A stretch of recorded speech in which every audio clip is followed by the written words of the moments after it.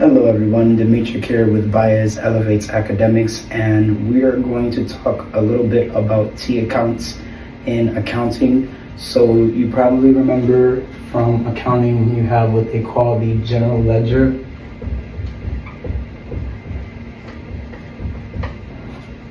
General ledger, which is also known as T accounts too. So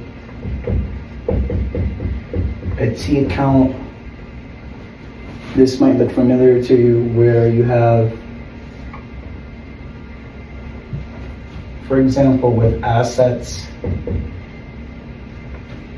whenever we have a T account, whether it's assets, liabilities, revenue, cost of goods sold, or expenses, and hint, cost of goods sold is considered an expense. Some companies break the two out, and we'll get to that in a later video.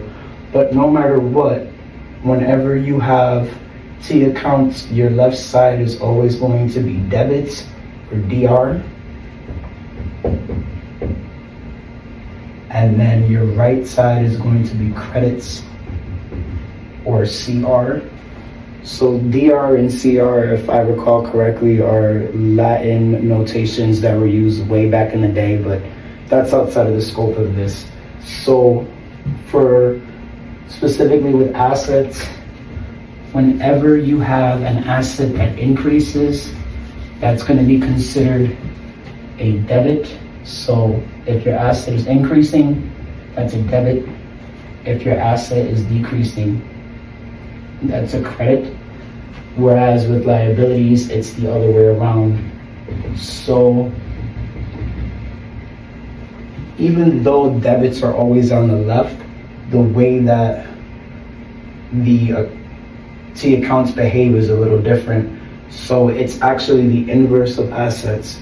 So with a liability, if your liability is decreasing, you debit it. And if your liability is increasing, you credit it. So debit and credit never change sides. Debit is always on your left, credit is always on your right. And the other thing is, the way that the accounts behave is going to differ based on the type of account. So this is just a quick preview video to give you some insight into that.